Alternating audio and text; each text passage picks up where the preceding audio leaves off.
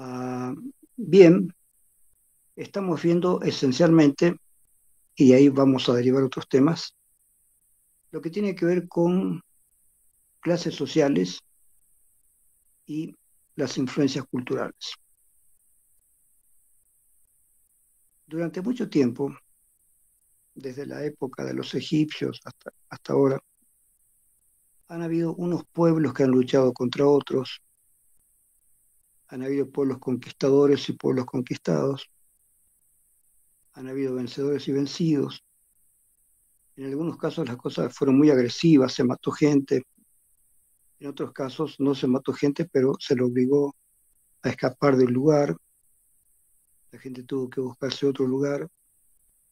Y en toda la historia vamos a ver nosotros este proceso de cómo algunos pueblos deciden ser más guerreros para robar tierras que no tienen o para robar riquezas que ellos no tenían. Y si otro pueblo está menos organizado o no tiene las armas suficientes, ese pueblo pierde sus tierras, pierde sus tesoros y generalmente o tienen que huir o quedan convertidos en esclavos. Eso ha pasado en muchos lugares en el pasado. Acuérdense que los judíos que fueron a Egipto porque estaban con sequía, estaban con problemas, no tenían alimentación, los admitieron allá, pero después no los dejaron salir, quedaron como esclavos. Y ahí viene toda la historia de Moisés, ¿no es cierto?, que saca a los judíos de allá que estaban esclavizados en Egipto. Eh, pero es una cuestión antigua esto, ¿no?, de que unos pueblos tratan de someter a otros. Ustedes saben, en las guerras en Atenas y Esparta, finalmente los espartanos vencen, pero finalmente toda Grecia cae bajo Macedonia. Filipo de Macedonia invade todo lo que era Grecia y la Grecia se vuelve parte de Macedonia. A la mayoría de la gente que encuentran ahí los transforman en esclavos. Hay algunos esclavos que son respetados porque eran intelectuales, como Aristóteles, y Aristóteles, por ejemplo, lo colocan en una posición especial. Si bien es parte de un pueblo vencido, pero Aristóteles había viajado mucho a Macedonia y Filipo lo convierte en el maestro de su hijo, que es Alejandro, llamado después Alejandro Magno, Alejandro el Grande. Alejandro a su vez también hace una serie de conquistas por otros lados, dejando algunos generales de él a cargo de ese lugar que acaban de conquistar. Así conquista Egipto, por ejemplo, y Ptolomeo, era un general de, de Alejandro, se hace cargo de todo ese lugar. Con el tiempo, los descendientes de Ptolomeo son los que tienen el gobierno de Egipto, faraones. Cleopatra era la última descendiente de justamente la generación de Ptolomeo. Y como ya no le quedan recursos para defenderse, ya la civilización griega había terminado, los romanos estaban ganando todo, entonces los romanos conquistan Egipto, además de haber sometido a Grecia y después a Alejandro. Es decir, es la cultura romana la que se inicia entonces. Los romanos políticamente invaden todo lo que pueden y van tratando de imponer su cultura, el idioma latín, el idioma romano. Y bueno, invaden toda la parte que pueden de todo el mundo y van imponiendo sus costumbres. Con el tiempo, esto que fue el Imperio Romano va a dar paso al cristianismo, porque es en Roma donde comienza el cristianismo. No es en Judea lo que pasa es que aparece Jesucristo, pero después después va a pasar lo siguiente, que una vez que muere Jesucristo, sus discípulos pactan con las personalidades judías y romanas para que no los molesten. Entonces, no hacen ya ningún esfuerzo por expandir el cristianismo, tratan de ellos de estar en pequeños grupos para que no los ataquen. Eh, entonces, hay un señor que se llama Saulo, Saulo de Tarso, que persigue a los cristianos, y este Saulo en un momento determinado va a caballo y se le aparece Jesucristo, según cuenta él, y le dice, ¿por qué me persigues? Lo hace caer del caballo. Entonces Saulo parece que tiene un mínimo diálogo con Jesús, que se le aparece, desaparece después, entonces Saulo va a ver a los cristianos, los discípulos de Cristo, que estaban un poco disimulados, digamos, en el lugar, no querían enfrentar el poder. Y Saulo les dice, ¿por qué ustedes están escondidos? ¿Por qué no hablan sobre el mensaje que dejó Jesús? Los otros dicen, no, tú no sabes nada, Jesús murió y ya todo esto se terminó. Entonces Saulo dice, no, yo lo acabo de ver, he charlado con él, está imputado con ustedes porque no hacen lo que tienen que hacer. Entonces Saulo uh, convence a algunos de ellos, especialmente a Pedro, para que salgan a dar la doctrina. Y salen. A partir de esto, Saulo de Tarso se convierte al cristianismo y se transforma en Pablo. El nombre Pablo es la transcripción de Saulo, ¿cierto? Es latinizado, Pablo. Y ese Pablo y Pedro, que es uno de los discípulos de Jesús, se van a Grecia y después a Roma para expandir las ideas y el mensaje de Jesús. Y en Roma hacen una buena labor, especialmente con los esclavos. Los esclavos se reunían en catacumbas para poder charlar entre ellos.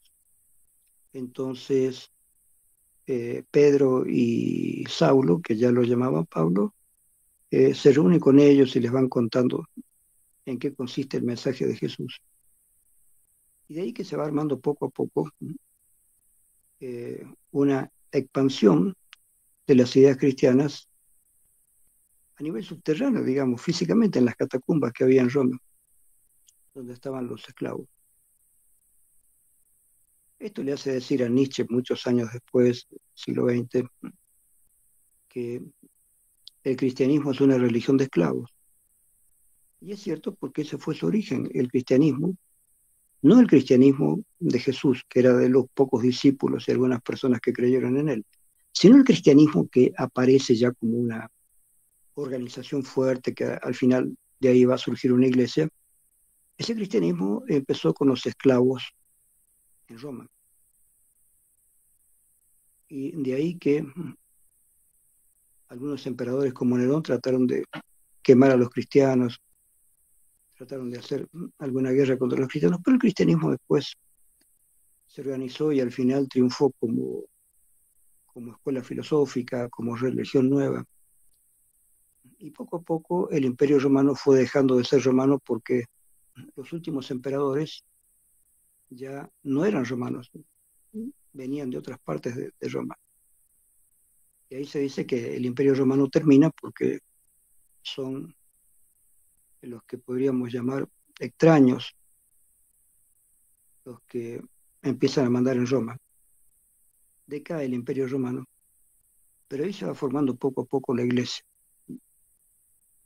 Y la iglesia romana después hace todo un estudio de todo lo que tenían y empiezan a preparar, a elaborar la documentación que hay, la examinan, se va armando la iglesia como institución examinan esas escrituras que tienen. Hay un montón de escrituras acerca de qué fue lo que pasó con Jesús. La iglesia oficial va a elegir alguna de esas escrituras. Van a formar con eso el nuevo evangelio de Jesús. Y con eso arman toda una religión, la religión católica. Y a partir de ahí, un discípulo de Jesús como Juan, Pedro, ellos van a ser después santificados por la iglesia. Y Saulo, traducido como Pablo, también va a ser santificado. Entonces San Pedro y San Pablo son aquellos los verdaderos iniciadores del cristianismo, porque ellos fueron los que organizaron las primeras reuniones para dar el nombre del cristianismo, el nombre de Jesús. Se arma poco a poco todo un esquema, toda una estructura alrededor de esto. Estructura que finalmente va a terminar organizándose como iglesia, la iglesia católica. Con textos apropiados, ellos eligen cuáles textos son los que van a ser oficiales. Juan, Pedro, Pablo, elegirán los textos. Y esos textos son los que van a ser los oficiales para la Biblia cristiana. Todo esto, que empieza así aparentemente de a poco, va a ir formando una organización muy grande, que es la Iglesia Católica y que es el cristianismo como fuerza impulsora de hacer prácticamente toda una civilización. De manera que el cristianismo aparece como un factor aglutinante, un factor que organiza la sociedad. Hasta ahora. Entonces, la Iglesia Católica, que después se va a dividir en Iglesia Protestante, en fin, sigue teniendo hasta hoy una vigencia bastante grande. Y es con esa cultura creada por la Iglesia es que van a llegar europeos a lo que después se va a llamar América, van a llegar a estas tierras, van a conquistar todas estas tierras, tienen armas, tienen caballos, tienen armaduras, tienen cosas que la gente de acá no tenía. Aún así todavía resulta un poco novedoso cómo se las arreglan ellos para conquistar toda América. ¿Qué hacen para eso? Le prometen ayuda a unos grupos originarios contra otros grupos. Entonces había mucha gente que no quería a los incas, entonces se aprovecha para armar un grupo de unos contra otros. La inteligencia de los españoles ha sido enfrentar a la gente de acá, a la gente originaria de América, para que se enfrenten entre ellos. Porque los españoles eran pocos, era imposible que un grupo de españoles derrote a todo un imperio, ya sea el imperio inca o el imperio azteca. La inteligencia de los españoles fue hacerse amigos, hacerse como defensores de un grupo contra otro. Entonces usaron esos grupos para vencer al grupo principal. Y después sometieron también al grupo que los había ayudado. Y poco a poco, con este tipo de estrategias, fueron apropiándose de lo que después se llamó América. Al suceder esto, los españoles trataron de crear otra civilización, otro tipo de ciudades, otro tipo de sociedad. Pero, a ver, ¿qué es lo que pasa aquí? Lo que pasa es que primero los españoles, a diferencia de los ingleses, en lo que fue después Estados Unidos, los españoles sí decidieron casarse con mujeres indígenas. No despreciaron la oportunidad de casarse o de tener relaciones con las mujeres de todos los pueblos que encontraban. En muchos casos eran simplemente violaciones, pero producto de esas violaciones, ellos a veces reconocieron a algunos de sus hijos. Y poco a poco se fue formando una sociedad en la que había ya una mezcla de gente española con gente originaria. Los hijos de esa mezcla se les llamaban mestizos, es decir, una palabra que significa mezclado. Y se supone que el mestizo no tenía el mismo rango que las mujeres eh, originarias que eran parte de la nobleza incaica, por ejemplo. España reconoció la nobleza incaica. Y tampoco era lo mismo que los que tenían algún grado, porque fíjense que los españoles que vinieron acá, la mayoría eran españoles pobres, gente que se aventuró, porque ninguna persona de alto rango quería aventurarse a venir acá sin saber qué les podía pasar, porque se sabía que muchos murieron de hambre, de sed, murieron por ser atacados por la gente originaria. Entonces no era fácil el asunto. Pero poco a poco fueron llegando más y más y más y más. En algún momento dado, este asunto de la nobleza fue pegando un giro porque de pronto a muchos españoles, por haber luchado acá en América, les dieron un título de nobleza en España.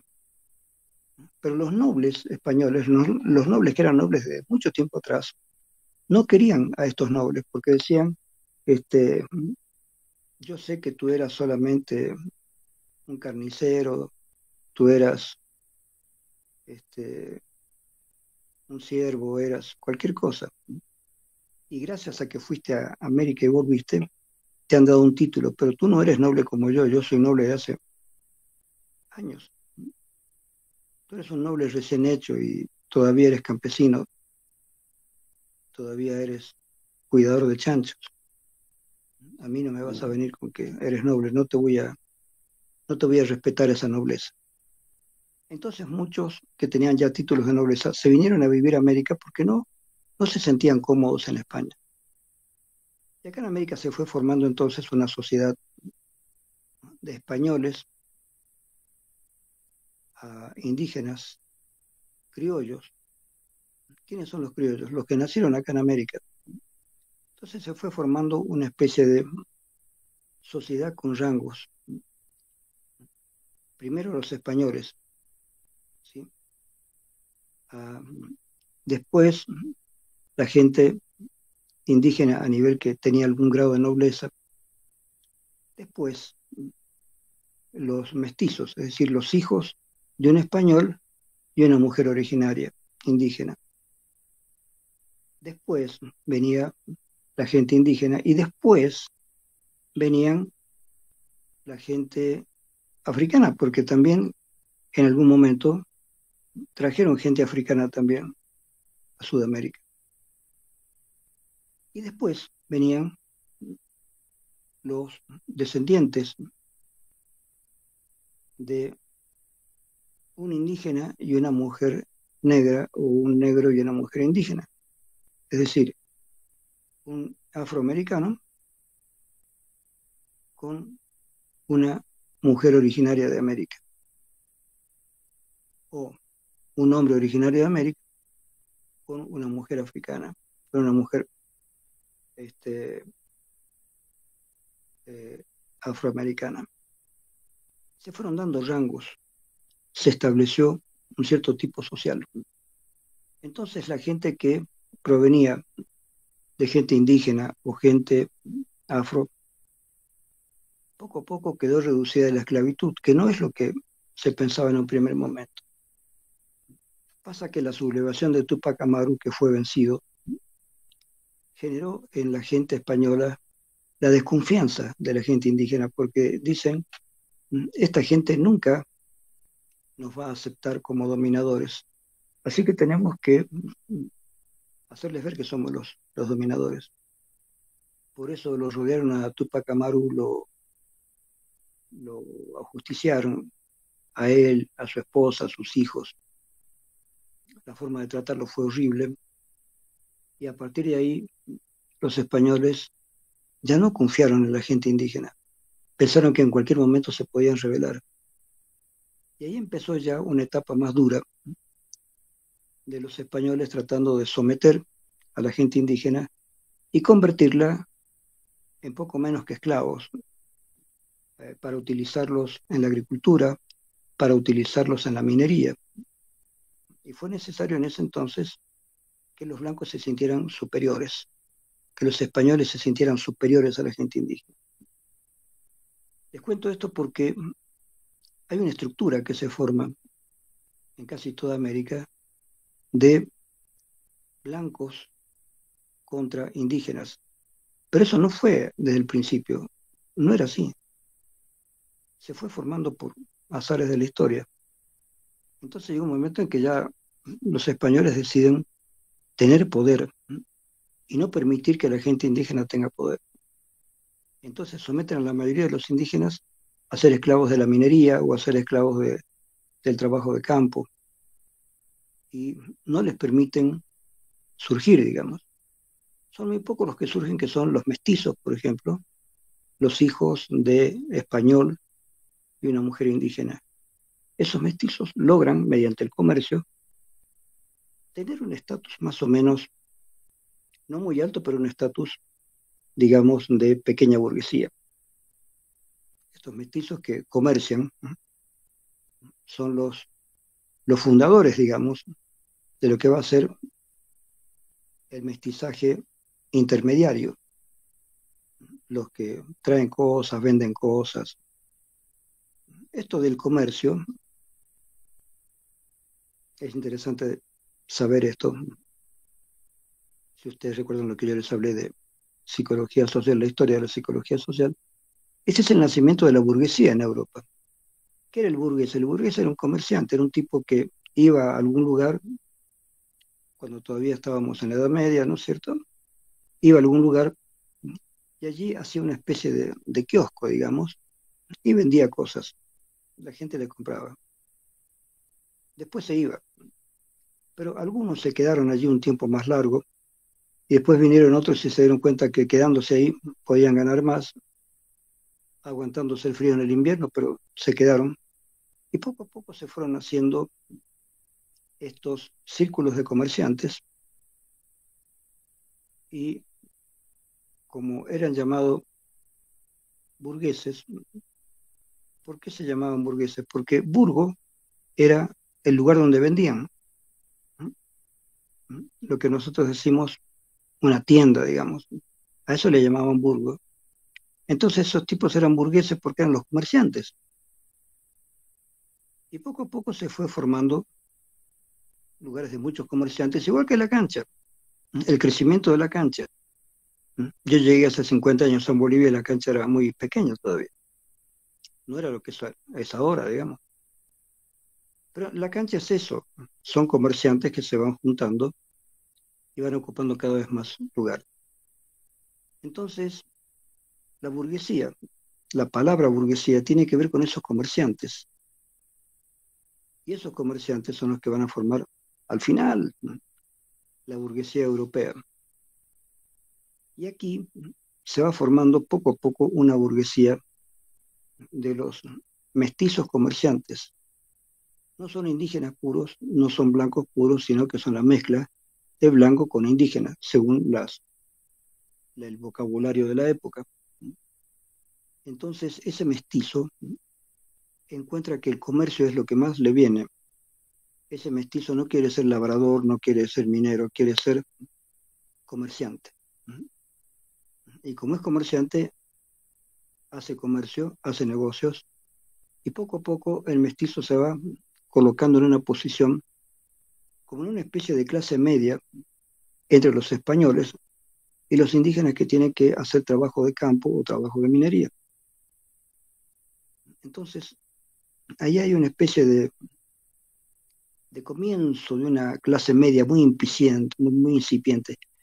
Es una clase media que comienza de algún modo. Parece interesante ver cómo los comerciantes en algunos momentos están a favor de la gente española y en otros momentos en contra, dependiendo de cómo vinieran las tratativas o qué es lo que a ellos les convenía o no les convenía. Todo esto fue formando entonces un tipo de sociedad. Pero en ese tipo de sociedad, a la larga, se trató de que la gente española, la gente blanca, fuera considerada superior a la gente indígena, y a la gente indígena trataron de reducirla a el nivel de eh, casi esclavos de la tierra o de la minería. Entonces la gente originaria, la mayoría quedaban reducida al trabajo de campo o al trabajo de las minas, y también un poco despreciados por su origen indígena. Y esto ha durado hasta el año 52, cuando hubo la reforma agraria. Estamos hablando de 1952. Ahí recién con la reforma agraria hubo una liberación de aquella gente indígena que la tenían como esclavos en las haciendas. El pongo era como un esclavo. Este, y cuesta creer que en 1952, ya tan avanzada el siglo XX, ¿no? este, yo nací en 1946. En 1952 recién hay la revolución agraria en Bolivia con el MNR, y tratan de que ya no hayan esclavos, de que la gente campesina tenga derecho a tener su propia tierra, tratan de quitarle las minas a los empresarios mineros y el gobierno se hace cargo de las minas. Entonces hay una revolución bastante importante. Después esa revolución tuvo algunas fallas, se retrasó un poco, pero en principio es muy importante esa revolución, porque ahí por primera vez la gente originaria, la gente indígena, tuvo derecho a tener tierras propias. Dejó de haber esclavos, ya no pueden haber esclavitud. Los dueños de las minas tuvieron que dejar las minas y el gobierno se hizo cargo para que el producto de las minas sea para el Estado y no para los particulares. Entonces cambió mucho todo esto. Sin embargo, a pesar del cambio, quedó latente el hecho de que un blanco no es igual que un indígena. Quedó latente el hecho de que un blanco no es igual que un comerciante indígena, un mestizo, al cual se le llama cholo. Entonces, está el indio, está el cholo y está el blanco. Esa es la forma un poco torpe, digamos, en que se hace una nueva clasificación de la gente acá en Bolivia, en Perú, en Ecuador, en todos los lugares donde quedaban todavía personas que habían estado en la época de la cultura española. Todo esto, todo esto tiene un paralelo con lo que va pasando en otros lugares. En otros lugares la cosa fue mucho peor. Tiene que considerar que en Estados Unidos hubo una verdadera esclavitud. En Estados Unidos, eh, de alguna manera, se las arreglaron para tener dinero con el cultivo del algodón o el tabaco, y hacían trabajar a gente africana y afroamericana. Este proceso es muy poquito complejo, pero digamos, los portugueses fueron los primeros que tuvieron la idea de buscar esclavos en África.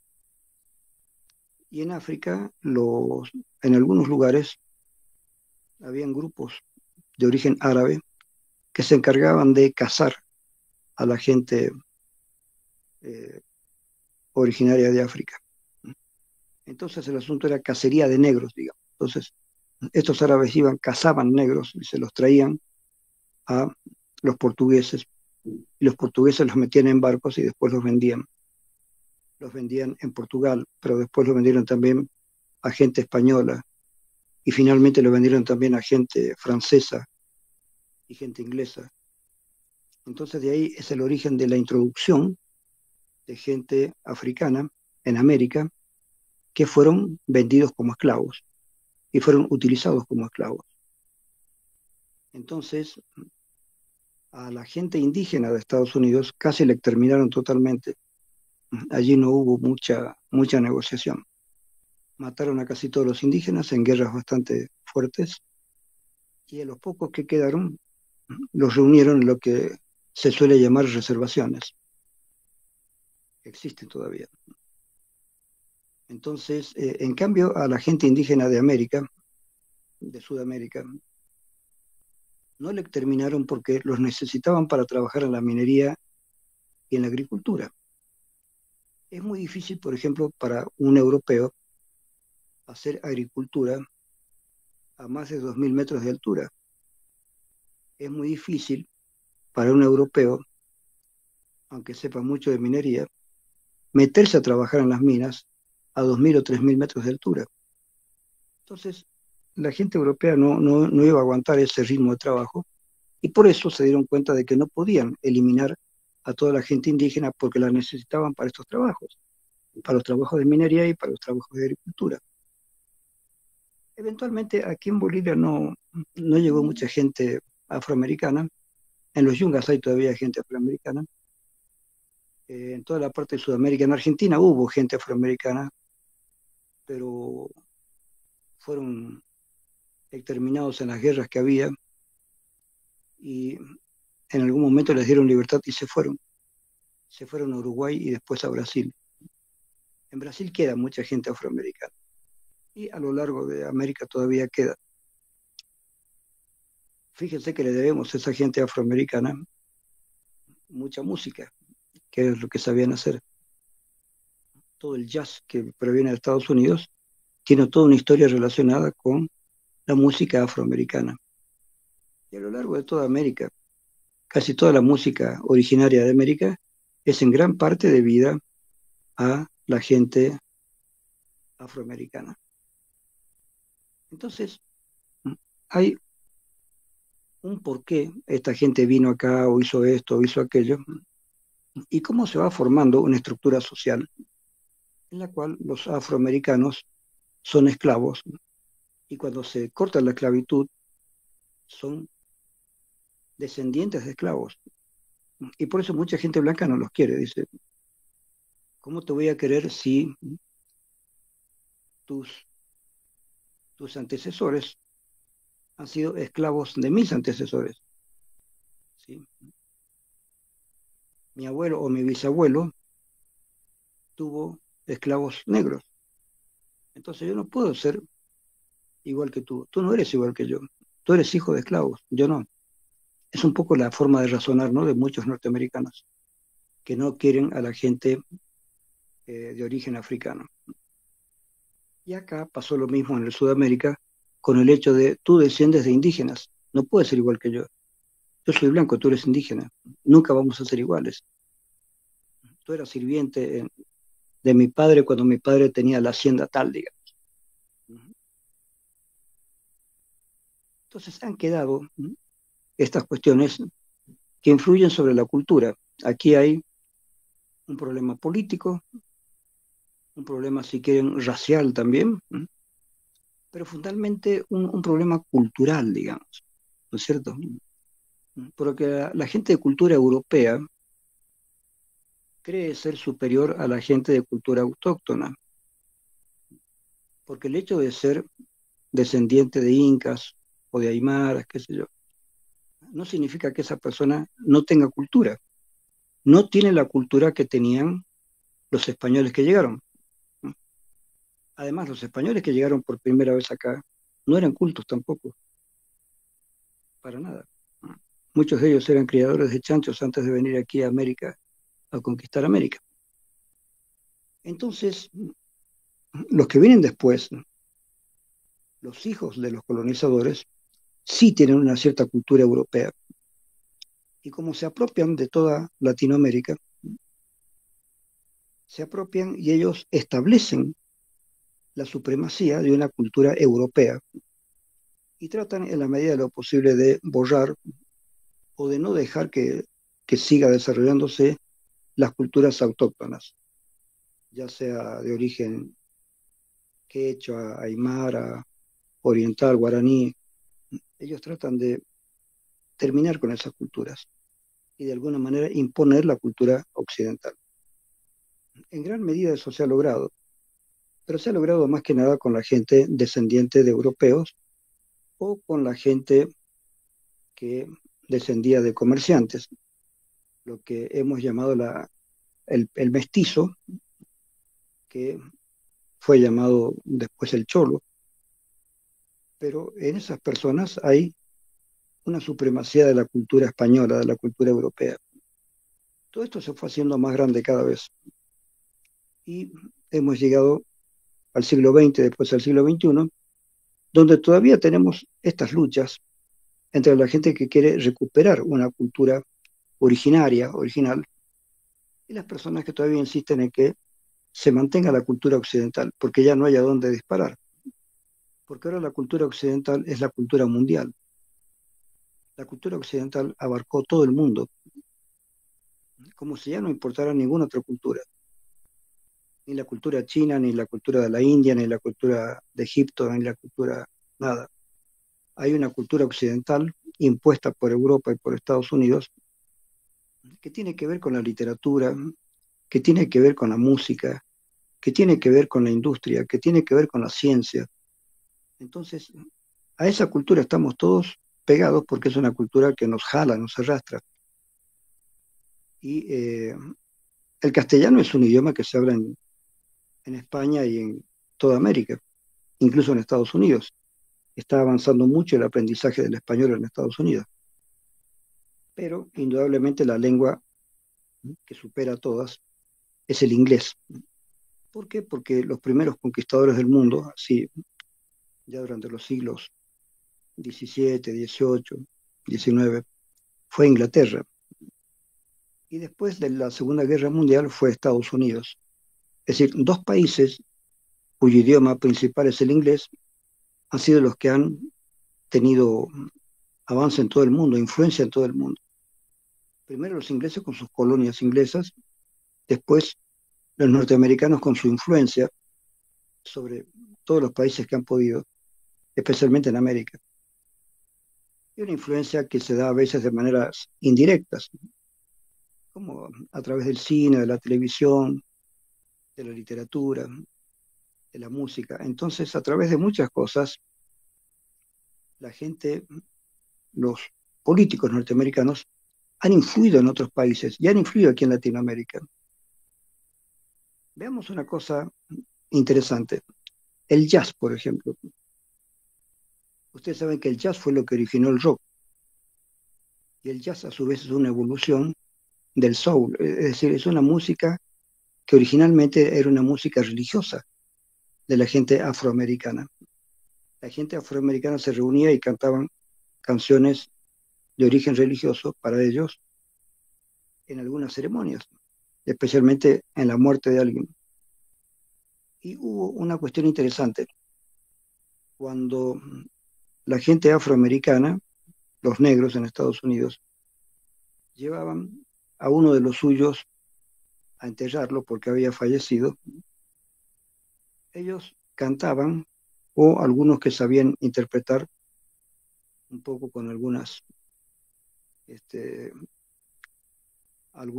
instrumentos que habían podido agarrar, cantaban, interpretaban canciones tristes, porque tenían que despedir a ese ser que había muerto y que tenía que ir a un cielo.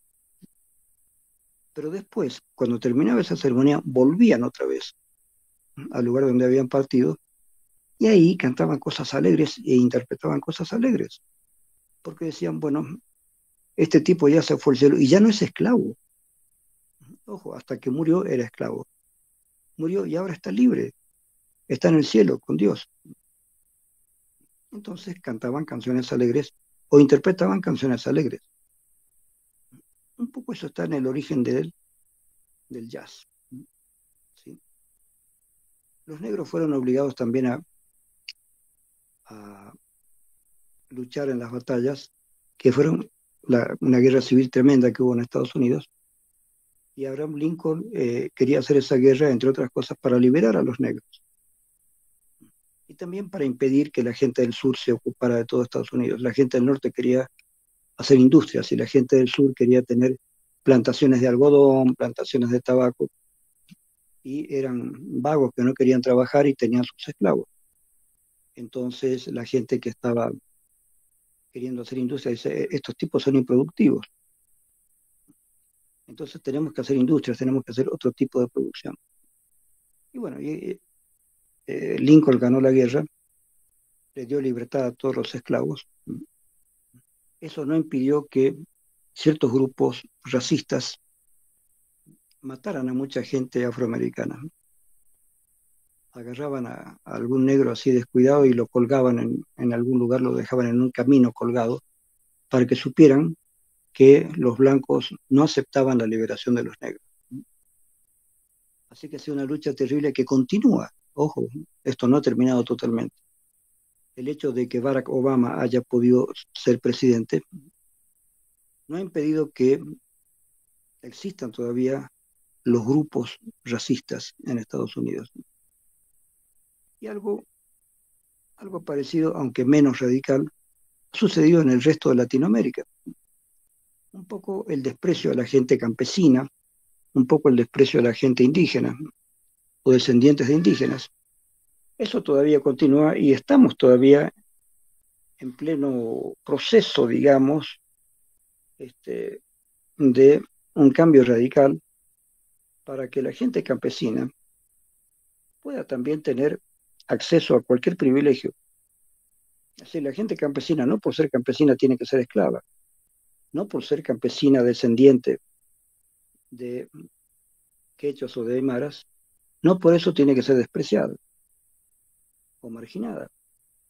Entonces hay toda una revolución. La revolución que creó Evo Morales acá es muy importante. No me gusta todo lo que ha pasado después y lo que está pasando ahora, pero la aparición de Evo Morales ha sido muy importante porque por fin se dio un golpe de gracia a todo lo que era el racismo mal disimulado que había en Bolivia y que todavía hay en Perú y en Ecuador y hasta en México. ¿No es cierto? Todavía existe esta diferenciación que se quiere mantener entre indios y blancos, ¿sí? Dicho así de manera simplificada. Entonces, la gente originaria de Bolivia encontró en Evo Morales un líder para, de una vez por todas, modificar esa situación. Y Evo Morales trató de hacer esta revolución. Pero posteriormente han habido una serie de hechos con los que yo no estoy de acuerdo, pero hasta ese momento estuve de acuerdo con todo el movimiento que se estaba haciendo alrededor de Evo Morales, del MAS, un movimiento de reivindicación de los derechos de la gente originaria. Todo eso estaba bien. Pero después el asunto del TIPNIS, el asunto de la represión a determinadas personas, el asunto de la exclusión y maltrato a la gente del Oriente, todo esto me fue cambiando un poco la opinión. Pero de todas maneras, estamos en un proceso de cambio en toda América Latina. O sea, tarde o temprano, la gente de origen indígena tiene que liberarse de todo tipo de prejuicio racial o social o económico. Esa gente tiene que poder dirigir su propia sociedad. Está bien que haya un presidente de origen indígena, o está bien que haya un presidente que, aunque no sea de origen indígena, pueda apoyar los movimientos indígenas. Acá, como en cualquier parte de Latinoamérica, ¿no es cierto? En Brasil, por ejemplo, hay muchísima gente pobre y Lula trató de resolver ese problema y lo logró. Hay muchísima gente en Brasil que dejó de ser pobre gracias a Lula. Pero después hubieron una serie de alternancias políticas que hicieron que Lula ya no pudiera volver al poder y el partido de él tampoco. Entonces se ha establecido el gobierno actual, que es un gobierno totalmente derechista, es un gobierno hasta racista, sexista. Este señor Bolsonaro no me gusta, no le gusta a nadie. Pero bueno, son esas vueltas que hay que aceptar como vueltas que se dan en la política general en todo el mundo. Ahora, cuando hablamos de los temas de clases sociales e influencias culturales, ¿por qué doy juntas estos dos temas? Porque se juntan, chicos. Porque vean, si la cultura indígena forma parte de un pueblo vencido en Latinoamérica por los españoles y en general por los europeos, quiere decir que los europeos van a tratar de que su cultura sea la cultura recta, la cultura que hay que aprender. Y en gran parte lo han logrado. En gran parte lo han logrado. Por ejemplo, en la Argentina exterminaron a casi toda la gente indígena de la Argentina. Quedan algunas pocas poblaciones, pero el exterminio ha sido casi total. Y además vinieron inmigraciones. No vinieron ingleses y alemanes como se esperaba, porque Inglaterra y Alemania mejoraron su economía y le dieron un sueldo mejor a los obreros, y los obreros alemanes e ingleses no vinieron a América, no tenían motivo para venir. Pero sí vinieron italianos, españoles, musulmanes, mucha gente, judíos, entró mucha gente como inmigrante. Y eso cambió el destino de lo que se llama Argentina. La Argentina quedó para siempre atrapada en la cultura occidental. Todo lo que yo he estudiado en mi colegio primario, secundario, tiene que ver con la mirada absolutamente occidental.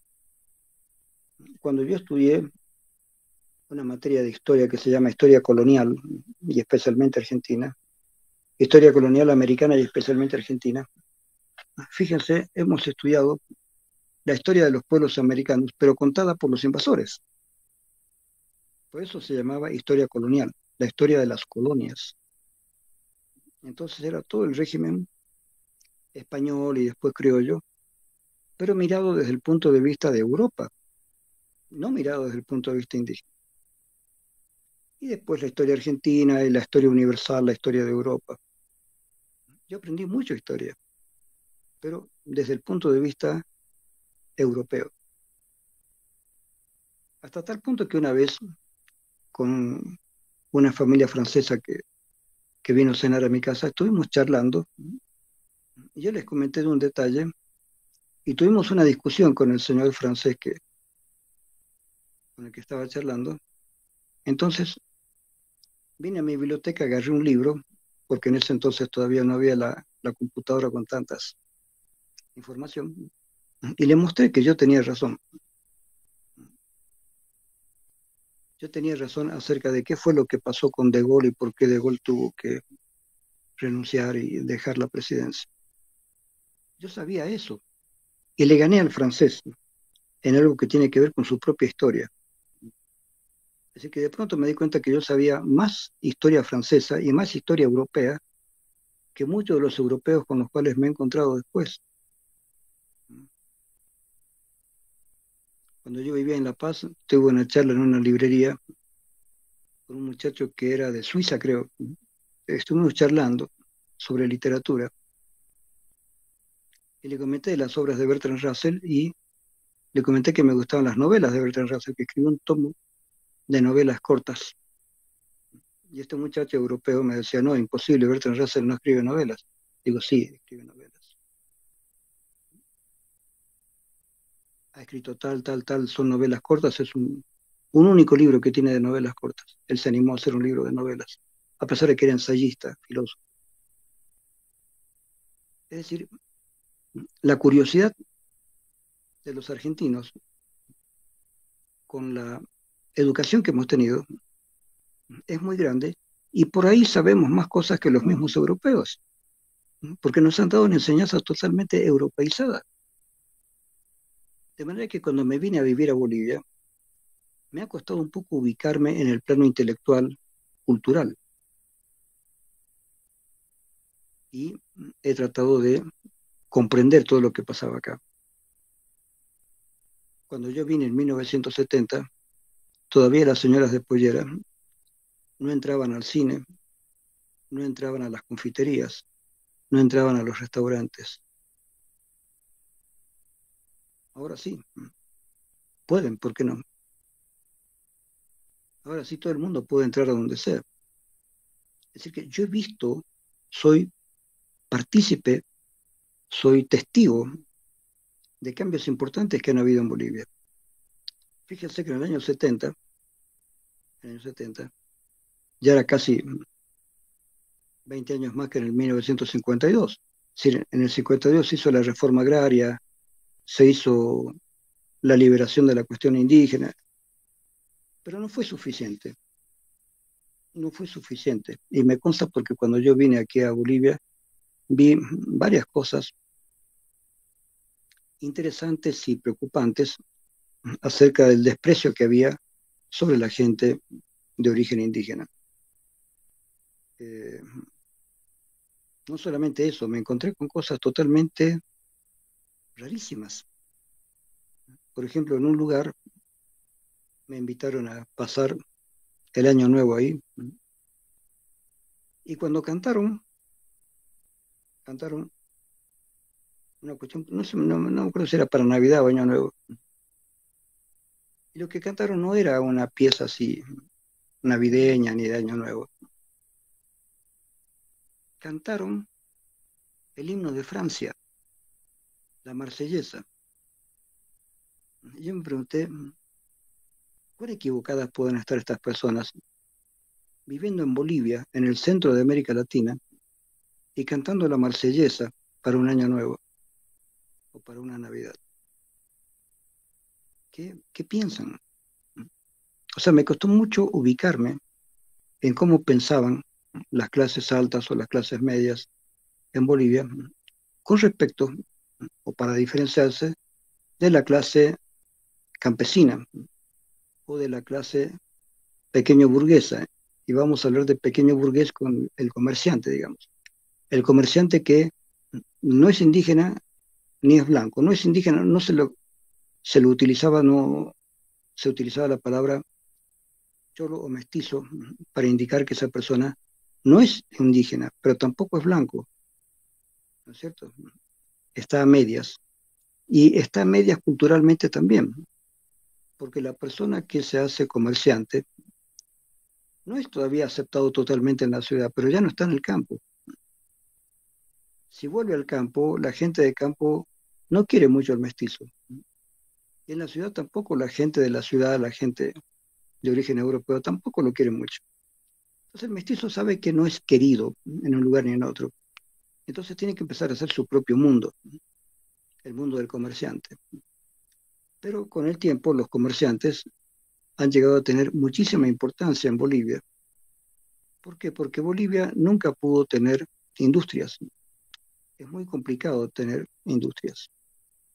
Porque si pones una fábrica, deberías tener obreros especializados para competir con la industria argentina o la industria brasilera o la industria norteamericana o después la industria alemana, la industria norteamericana, después la industria japonesa, después toda la industria del Oriente y finalmente la industria china.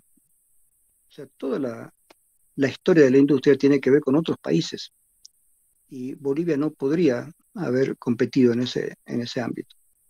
Ya ni siquiera la Argentina o Brasil, que eran países fuertes acá, o Chile no pueden competir con la industria china y con toda la industria europea o la industria norteamericana. Es imposible competir. Entonces, ¿a qué se dedica el mestizo? Se dedica a lo que tiene que dedicarse, al comercio. ¿Cómo lo hace? Con el contrabando. Entonces, a partir del contrabando, se obtienen dos cosas. La gente que se ocupa del contrabando tiene con qué vivir y la gente que compra puede comprar artículos baratos, porque el contrabandista no paga impuestos. En cambio, la gente que tiene un lugar, o que tenía, porque va desapareciendo, la gente que tenía un lugar legal, ¿no es cierto? Los almacenes tal, la tienda tal, finalmente han ido muriendo porque el contrabando en Bolivia ha tomado la mayor parte del comercio contrabandeado. Entonces, el contrabando hace que la gente no pague impuestos y vende mucho más barato que aquella persona que sí hace importaciones legales y sí paga impuestos. Impuestos por tener además su casa de comercio. Entonces, el comerciante tradicional, el que tenía su casa de comercio, el que importaba productos de muy buena calidad, de pronto tuvo que cerrar su tienda porque no podía contra el contrabando. El contrabando llegó a ofrecer artículos casi iguales o iguales a los que tenía este comerciante, pero mucho más baratos porque los traían de contrabando, sin pagar impuestos. Entonces, muchas casas comerciales eh, de personas que eran de origen extranjero, muchos de ellos, árabes, ¿sí? O españoles, este, o de otro origen, esas personas tuvieron que ir cerrando sus comercios, porque el contrabando definitivamente ha ganado en Bolivia. En Santa Cruz están tratando de hacer industrias. Aquí es un poco difícil por el tema del agua, hay una serie de cuestiones que hacen difícil la industria Cochabamba. Pero en Santa Cruz hay un poco de industria y hay mayor comercio, un comercio más libre, digamos. Eh, pero la gente de Santa Cruz es otra gente que durante mucho tiempo no quería a la gente del occidente. Ellos son la gente del oriente y no querían saber mucho con la gente de occidente. Y viceversa. La gente de occidente, la gente de La Paz, Cochabamba, Oruro, Potosí, la gente ilustrada, intelectual de esta parte de Bolivia, ignoraba mucho de la cultura de Santa Cruz, digamos. Y no digamos la cultura autóctona, sino la cultura intelectual. Había muchos escritores y muchos intelectuales en Santa Cruz, en el Beni, que no eran muy conocidos o reconocidos por la propia gente de Bolivia. Hasta ese punto he visto que llegó esa separación entre Oriente y Occidente. Ahora bien, el gobierno parece que quiere controlar eso enviando gente a Aymara, a Santa Cruz, al Beni. Pero si hace eso, lo que está queriendo es imponer a una cultura sobre otra. Veremos qué va a pasar con eso. Pero las luchas culturales existen actualmente en Latinoamérica y especialmente en Bolivia. Hay una cultura que quiere renacer e imponerse sobre otras. Se supone que hay una cultura de origen indígena, que es muy importante. Y lo primero que se quiere imponer es la permanencia de los idiomas originarios, quechua y aymara, digamos. No le han dado mucha bola a los idiomas del Oriente ni a la gente del Oriente. Este gobierno está empeñado en que aymaras y quechuas sean los que dominen la cultura y la política y tal vez la economía del país. Esto de lo económico va a ser difícil, pero a nivel cultural y a nivel político, evidentemente este gobierno ha enviado mucha gente de La Paz, gente aymara, a Santa Cruz, al Beni, a Pando, para que esos lugares estén con gente fiel al gobierno central. Porque los cruceños o los venianos, les repito, no quieren mucho a la gente del altiplano porque se han sentido discriminados, han sentido que al gobierno de La Paz nunca le interesó mucho ayudar a Santa Cruz. Por eso es que en el gobierno de Evo Morales, antes de que se tuviera que ir Evo Morales, hicieron pactos con Santa Cruz. Y Santa Cruz empezó a aceptar a Evo Morales como presidente porque económicamente les estaban permitiendo surgir, desarrollarse bien. Y me parece que es un poco es la explicación de por qué el MAS pudo volver. Ciertos pactos con la gente del Oriente, de Santa Cruz o del Beni. Pero independientemente de todo esto, de todos los pactos o de los vaivenes políticos, lo que hay que resaltar es que las culturas originarias no han muerto, se defienden todavía, especialmente la gente del altiplano, la gente de Cochabamba, es decir, la cultura aymara y la cultura quechua.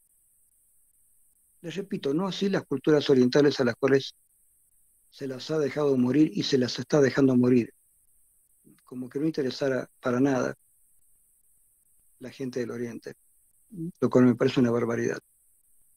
Pero seguimos todavía en este tipo de peleas que se deberían haber superado hace por lo menos 2 siglos atrás, pero no se superan fácilmente. Entonces, durante mucho tiempo, si hablamos de clase alta, media, baja, la clase alta era de gente preferentemente blanca, descendiente de europeos, sean españoles o alemanes o lo que sea, pero era gente blanca. En la clase media tenemos algunas personas criollas y también personas mestizas. Entonces lo que podríamos llamar cholos y criollos eran la clase media. Y lo que se llamaría clase baja, digamos, sería el campesino, el indio. ¿Sí? Llamar indio es bueno y es malo al mismo tiempo, depende cómo se emplee esta palabra. Es un problema cultural. Si se emplea la palabra indio con un signo de desprecio, obviamente es malo. Pero si se emplea la palabra indio como recuperar aquello de decir, sí somos indios, nos vamos a llamar indios, ¿no es cierto? Un señor que se llamaba Fausto Reinaga, acá en Bolivia, dijo que había que usar el nombre indio. E incluso hizo un partido político, que era el Partido Indio.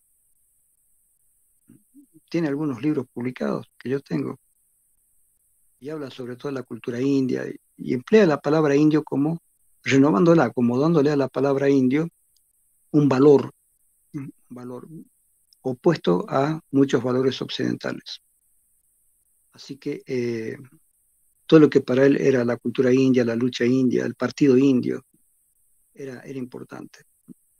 De ahí que la palabra indio, depende de quién la use, tiene un valor relativo, ¿no es cierto?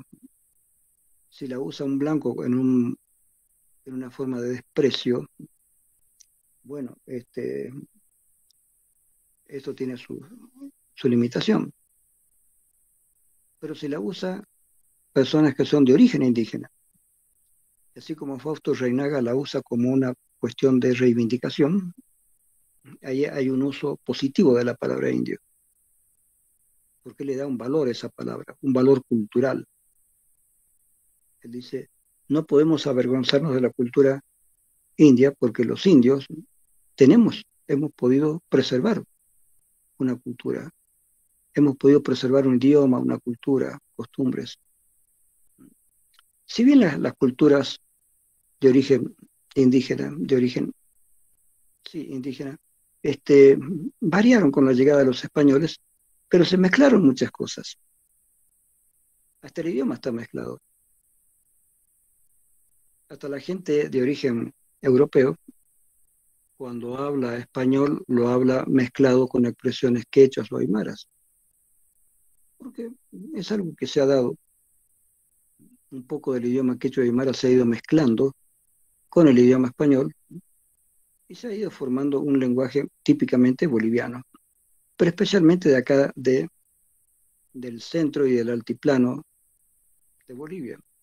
Diferente, repito, sigue siendo la parte de Santa Cruz hacia el sur. Esa gente tiene otro sistema cultural, ¿no? Otro sistema de signos. Hasta antes de Evo Morales, ya les he contado, parece que había un plan político de separar a Bolivia en dos partes. Una parte con Santa Cruz, Beni, Pando y Tarija. Esas, esas partes se tenían que separar del resto de Bolivia. No querían saber nada con el resto. Querían hacer un país aparte. No se logró y con el gobierno de Evo Morales eso ya un poco se desintegró.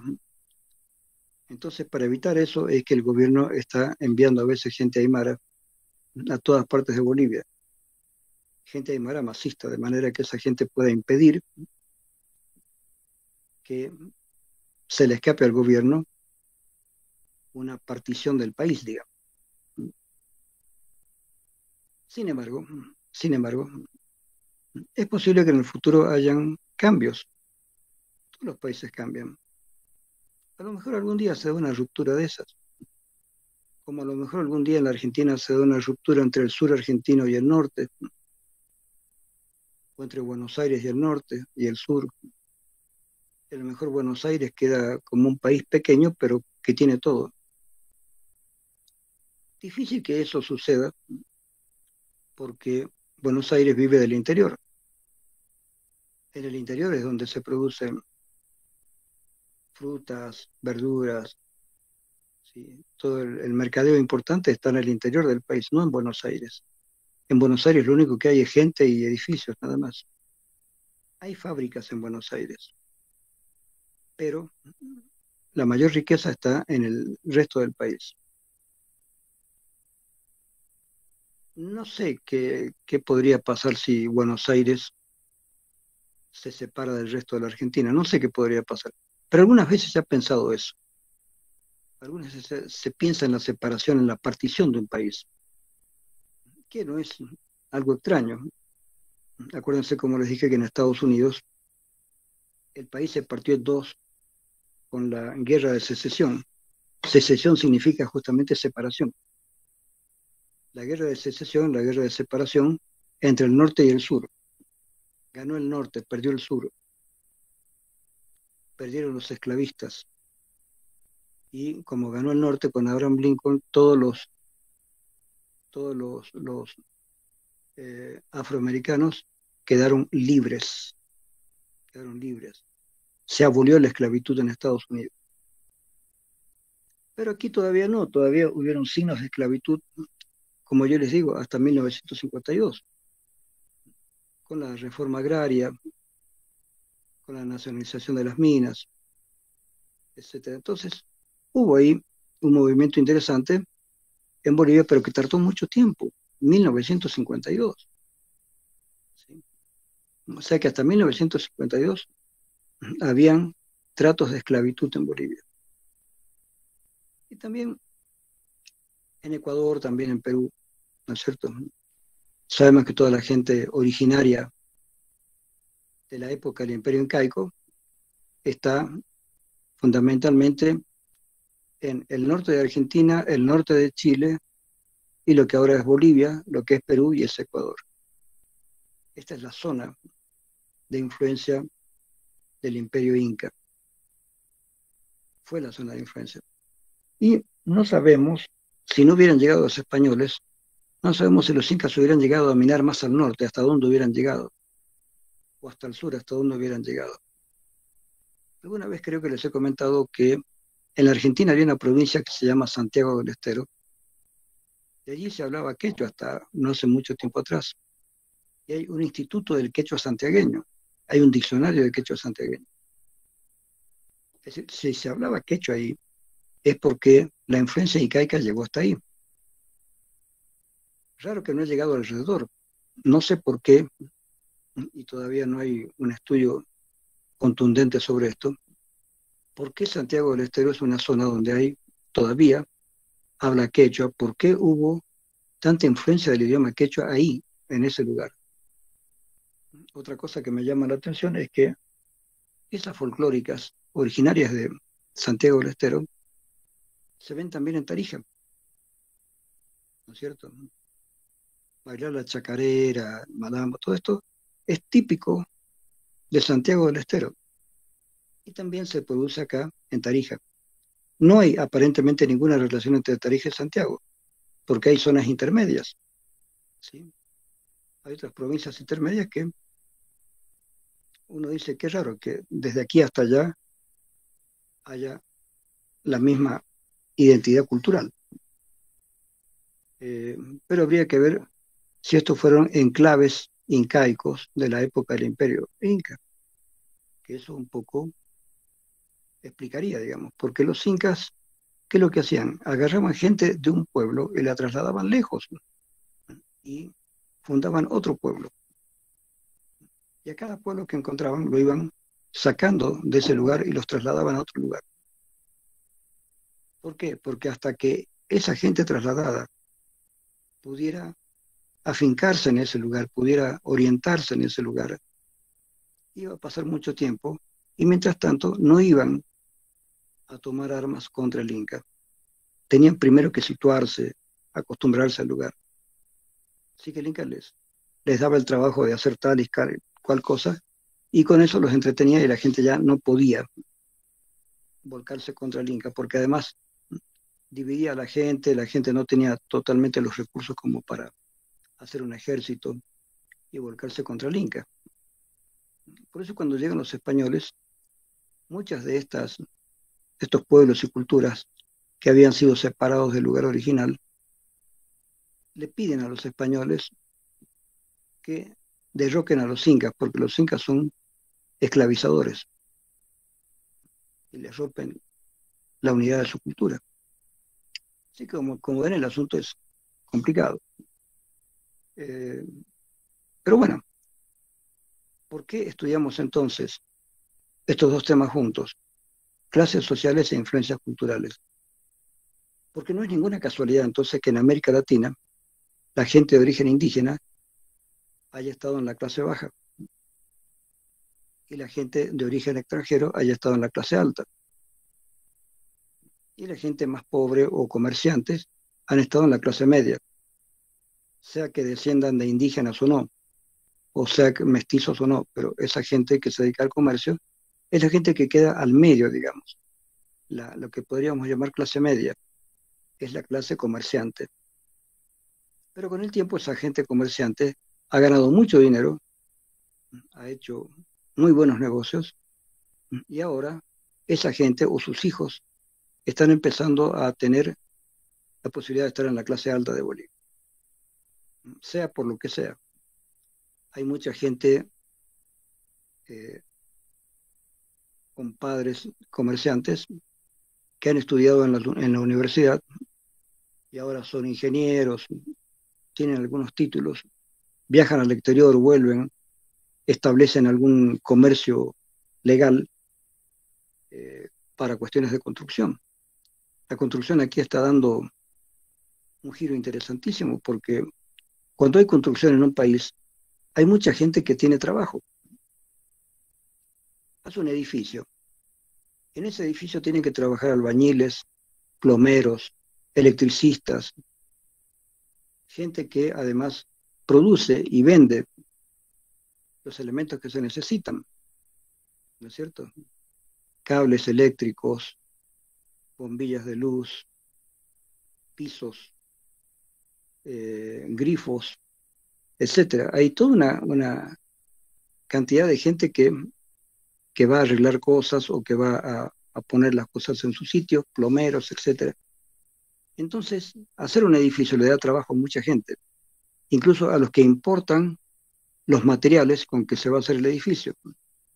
Aquí, como no hay fábricas, por lo general, hay que recurrir a los importadores de elementos eléctricos o de la grifería, digamos. ¿Sí?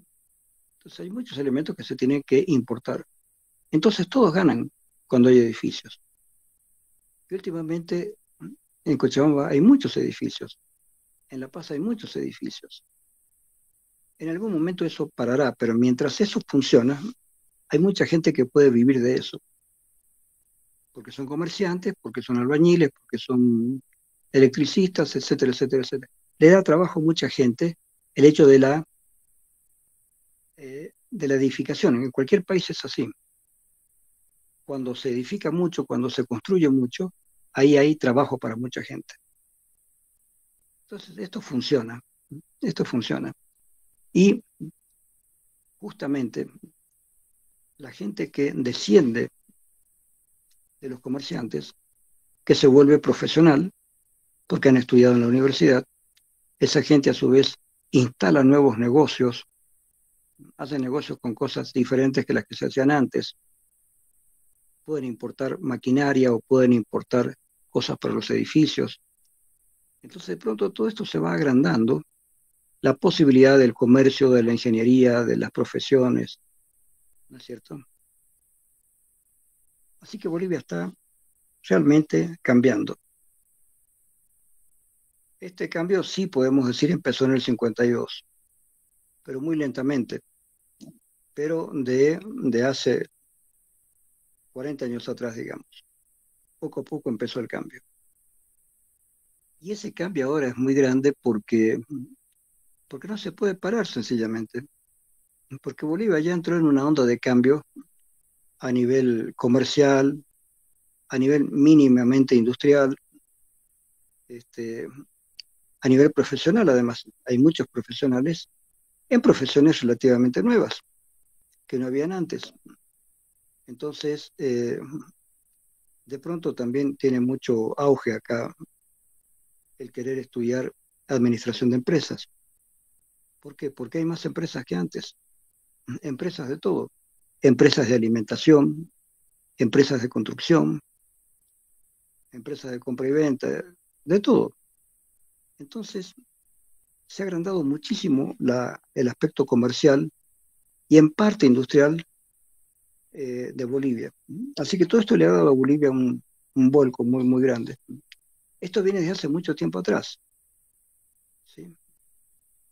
Esto viene más o menos desde que volvió la democracia a Bolivia.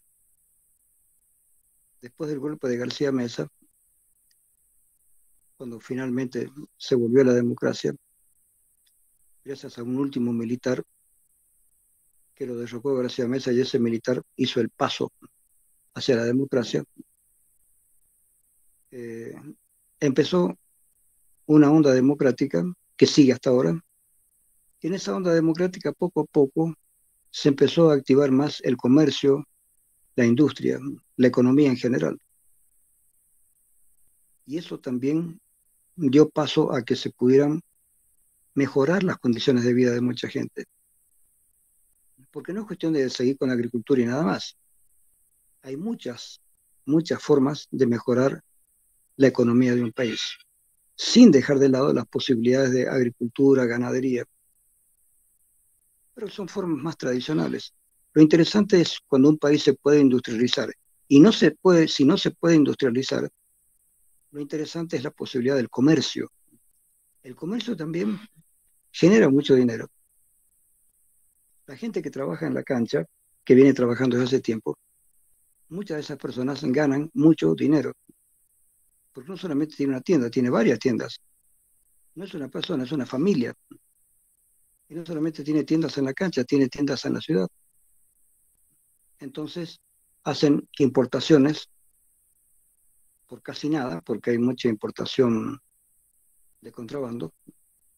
Entonces, se importa mucha mercadería, se vende esa mercadería a diferentes precios, a un precio muy bajo en la cancha o a un precio relativamente alto en la ciudad.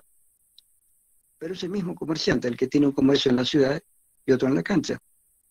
Y a la gente de la ciudad le vende lo mismo, pero mejor presentado y más caro. Entonces, todas estas habilidades del comercio en Bolivia están dando buen resultado y está cambiando totalmente la sociedad boliviana.